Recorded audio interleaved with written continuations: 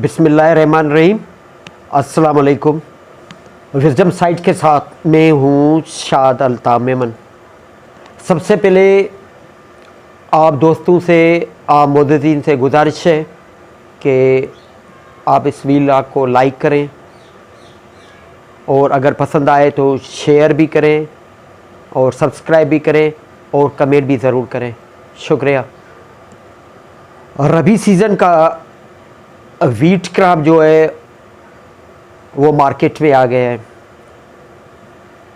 गन्ना हार्वेस्टिंग के बाद जिसे बोर्निकली ट्राइटिकम एस्टिवम कहते हैं, अब वो मार्केट में वो फसल आ गई है। लेकिन हर साल की तरह होता क्या है, होता यही है कि इन काश्तकारों को जो इतना बड़ा खर्चा करते हैं, एक्सपेंडिचर जो है वो उनका होता है, लेकिन उनके रेट्स जो है वो नॉमिनल रेट्स के बजाय मिनिमम रेट्स मिलते हैं। जैसे अभी आप देखिए कि गवर्नमेंट ने तकरीबन कोई 4000 पर 40 kg जो है वो फिक्स किया रेट वीट का। लेकिन क्या है कि यहाँ पे मुख्तलिफ शहरों में और मुख्तलिफ मार्केट्स में जो है वो रेट है वो 3500 से 3600, 3700 और 3800 के दरमियान मिल रहा है। तो क्या होता है ये कि वो जो इतना बड़ा एक्सपेंडिचर करते हैं जो काश्तकार, उनको वो नॉमिनल रेट्स जो वो डिज़र्व करते हैं वो उनको नहीं मिलता। और कि सबसे बड़ी वजह जो है वह गवर्नमेंट जो प्रोक्योरमेंट सेंटर्स होते हैं या तो वो बहुत सारे शहरों में है नहीं, अगर वो इस्टेब्लिश हुए तो बहुत देर से हुए, क्योंकि वीट हार्वेस्टिंग जो है वो पहले हो गई है। और इन काश्तकारों को जो इतना बड़ा एक्सपेंडिचर उनका होता है, इतना बड़ा वो बेचारे खर्चा करते हैं। आप देखें फसल से पहले वो जो फर्टिलाइज़र यूज़ करते हैं वो भी मुबैना तौर पर उनको ब्लैक पे मिलता है, और या तो वो शार्ट होता है या वो ब्लैक पे मिलता है। उसके बाद पेस्टिसाइड जो वो यूज़ करते वो भी जो है सर्टिफाइड नहीं होती, वो पेस्टिसाइड्स, उनका भी बड़ा जो है लॉस होता है उनको। Water shortage specially in tailings, flood, impure या non certified usages of pesticides, मुबैना तौर पर ब्लैक मार्केटिंग ऑफ फर्टिलाइज़र और बहुत सारे इश्यूज़ हैं जिसकी वजह से इन काश्तकारों को जो है इस एग्रीकल्चर यील्ड जो है, एग्रीकल्चर जो मुख्तलिफ जो जैसे ये टोमेटो है, टोमेटो क्रॉप है, शुगर केन क्रॉप है और बहुत सारे क्रॉप्स है, जैसे अभी ये वीट क्रॉप है, तो उनको वो मतलब जो नॉमिनल रेट मिलना चाहिए वो नहीं मिलता। और क्या होता है कि ये बेचारे जो पीजेंट्स होते हैं, ये फार्मर्स होते हैं और ये जो ग्रोवर्स होते हैं, वो हर साल तकरीबन वो लॉस ही सस्टेन करते हैं। क्योंकि अब देखिए एग्रीकल्चर जो है, एग्रीकल्चर में सिर्फ फार्मर और ये ग्रोवर पार्ट प्ले नहीं करते, इनकी इकॉनमी नहीं होती, हज़ारों लोगों की ये इकॉनमी होती है जिस पे वो डिपेंडेंट होते हैं।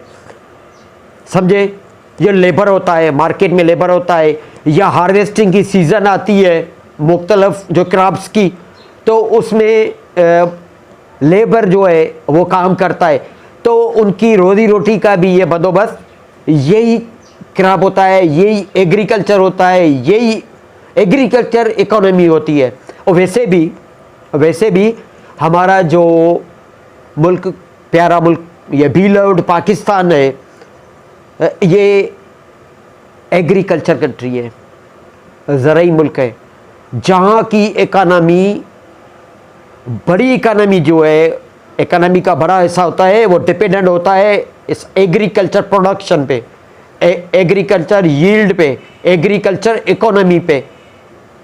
बट अनफॉर्चुनेटली कि यहाँ पे हमारे काश्तकार हमारे फार्मर्स, हमारे पीजेंट्स और लेबर जो इसमें काम करते हैं, means they are associated to agriculture, वो हर साल तकरीबन अपना खर्चा ही मुश्किल से निकालते हैं। दुनिया में वैसे भी ये मेन सोर्स फॉर फूड है, wheat main source for food है। दुनिया में ग्लोबली तकरीबन 205 मिलियन मेट्रिक टन जो वीट है वो एक्सपोर्ट होती है, जिसमें सबसे ज़्यादा जो है वीट प्रोड्यूसर या वीट एक्सपोर्टर जो है टॉप 10 कंट्रीज़ में, उसमें सबसे पहले आता है वो होता है रशिया के बाद है यूएसए, ऑस्ट्रेलिया, कनाडा, यूक्रेन। ये वीट प्रोड्यूसर या एक्सपोर्टर सबसे ज़्यादा है ग्लोबली। हमारे यहाँ पाकिस्तान में 2022-23 में जो है हमारी जो प्रोडक्शन थी, वीट प्रोडक्शन थी, वो 28.1 मिलियन टन, और इससे पहले 2021-22 में जो थी वो 26.2, मीन्स 2022 और 23 को अगर आप कंपेयर करें 2021 और 22 से तो थोड़ा सा फ़र्क ज़रूर है। और अभी भी federal committee of agriculture FCA जिसे कहते हैं, उन्होंने जो टारगेट जो है सेटअप किया है 2024 एंड 25 के लिए एग्रीकल्चर प्रोडक्शन या यील्ड जो होती है, उसमें जो वीट का जो क्रॉप है जिसे रबी क्रॉप कहते हैं, उसमें जो टारगेट सेट किया है उन्होंने वो किया है 32 पॉइंट समथिंग मिलियन टन्स। तो अब देखना ये है कि और इसमें 32 पॉइंट समथिंग जो वीट का जो है टारगेट सेट किया गया है, ये तकरीबन पाकिस्तान में कोई 8.9 मिलियन हेक्टर जो एकर्स होते हैं, लैंड जो है उस पे ये कल्टीवेट होती है।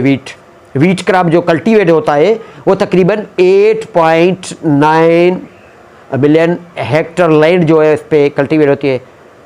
लेकिन अनफॉर्चुनेटली अभी भी आप देखें काश्तकार बहुत परेशान है, उनको जो डिज़र्व वो करते हैं, जो नॉमिनल रेट्स है वो नहीं मिल रहे, और वो मजबूर है, they are compelled to sell out what they can do because their needs, तो उसको भी फिलफिल करना है तो मजबूर है।